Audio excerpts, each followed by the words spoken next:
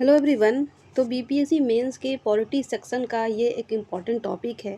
हमेशा ये topic news में रहता है, आरक्षण का मुद्दा। तो इस टॉपिक से संबंधित क्वेश्चन पूछे जा सकते हैं आने वाले मेंस के एग्ज़ाम में।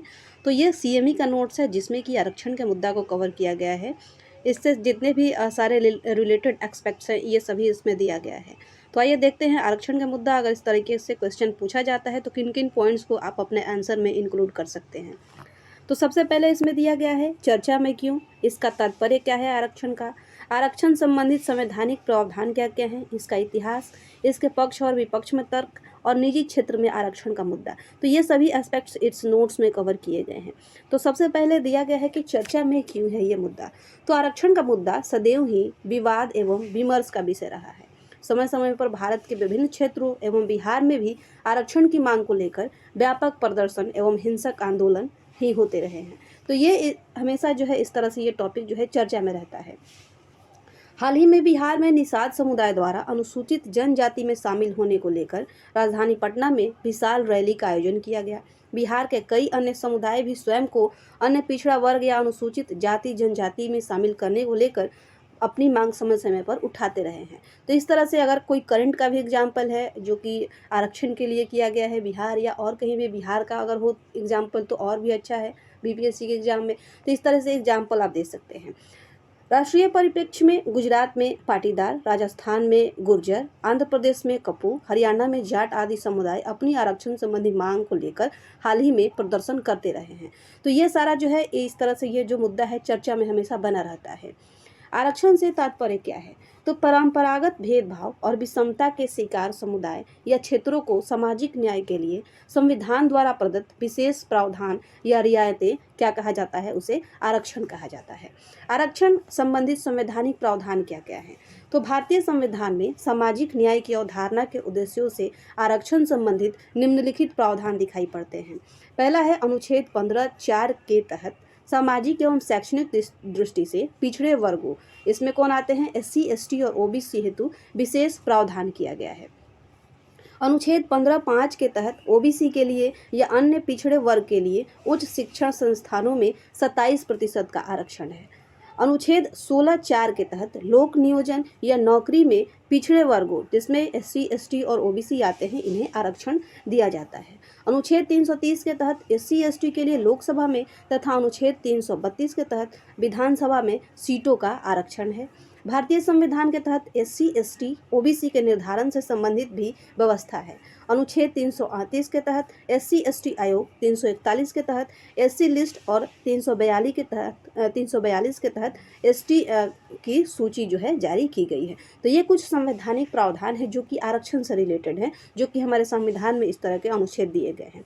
हाल ही में अनुच्छेद 340 के तहत स्थापित ओबीसी आयोग को 123वां संविधान संशोधन विधेयक के तहत संवैधानिक दर्जा देकर और अधिकार संपन्न बनाने का प्रयास किया गया है। अब आरक्षण संबंधित इतिहास दिया गया है आगे। तो आज़ादी के पूर्व भी संस्थागत एवं व्यक्तिगत स्तर पर समाज के पिछड़े वर्गों को आरक्षण देने के कुछ एक प्रयास हुए हैं। जैसे महाराष्ट्र के कोल्हापुर क्षेत्र में साहू जी महाराज द्वारा आरक्षण संबंधित प्रावधान एवं प्रयास। आज़ाद भारत में 1953 में कालेकर का अध्यक्षता में पिछड़ा वर्ग आयोग स्थापित हुआ, हालांकि इसकी सिफारिशें कार्यान्वित नहीं हो सकी।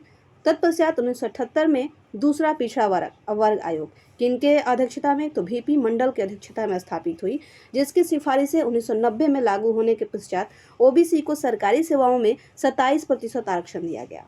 आगे चलकर 2006 के 93वां संविधान संशोधन अधिनियम के तहत अनुच्छेद 15(5) की व्यवस्था कर ओबीसी के लिए उच्च शिक्षण संस्थानों में भी 27% की आरक्षण की व्यवस्था की गई है। तो ये आरक्षण से संबंधित कुछ इतिहास दिए गए हैं। आरक्षण संबंधित संवैधानिक वाद या न्यायिक निर्णय दिया गया है। तो आरक्षण के संबंध में विभिन्न वाद एवं निर्णयों में सबसे चर्चित वाद 1992 का इंदिरा साहनी बनाम भारत संघवाद रहा है। इसके महत्वपूर्ण निर्णय निम्नलिखित हैं। तो Indira Sahni versus Bharat Indian union का जो केस था उससे रिलेटेड दिया गया है, कुछ उसके महत्वपूर्ण जो डिसीजंस थे, निर्णय थे। तो आरक्षण की व्यवस्था संविधान द्वारा दिए गए समानता के अधिकार के विरुद्ध नहीं है। पिछड़ापन का आधार जाति होगा, न कि आर्थिक स्थिति, क्योंकि आरक्षण का मूल उद्देश्य आर्थिक विकास न होकर सामाजिक समानता की स्थापना है। तो ये जो Indira Sahni versus Indian union या भारत संघवाद है, उसके महत्वपूर्ण निर्णय दिए गए हैं यहाँ पे। आरक्षण की अधिकतम सीमा 50% से अधिक नहीं होनी चाहिए। क्रीमी लेयर को आरक्षण का लाभ नहीं मिलना चाहिए और आरक्षण की व्यवस्था का पुनराविलोकन संभव है। अब आरक्षण के पक्ष में तर्क दिया गया है कि आरक्षण क्यों जरूरी है।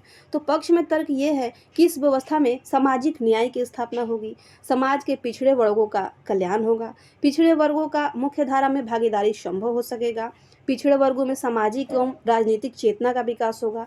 इससे समावेशी विकास की अवधारणा को भी व्यवहारिक रूप से बढ़ाने में सहयोग मिलेगा। अब आरक्षण के विपक्ष में भी कुछ तर्क दिए गए हैं। तो आरक्षण का स्वरूप राजनीतिक एवं वोट बैंक के आधार पर विकसित कर दिया गया है। आजकल पिछड़ा सूची में निरंतर विस्तार होते जा रहा है।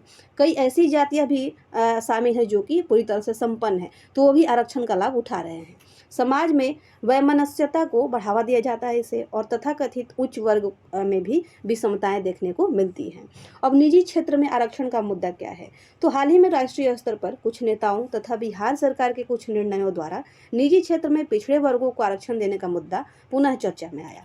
यह मुद्दा अभी विमर्श के प्रारंभिक चरण में है, जिसके पक्ष एवं विपक्ष में निम्नलिखित तर्क दिए जा रहे हैं। और प्राइवेट क्षेत्र में, निजी क्षेत्रों में आरक्षण का मुद्दा जो है चर्चा में रहा, तो इसके पक्ष में यानी कि निजी क्षेत्र में आरक्षण देने के पक्ष में कुछ दिए गए हैं लाइन्स, और उसके विपक्ष में कुछ लाइन्स दिए गए हैं।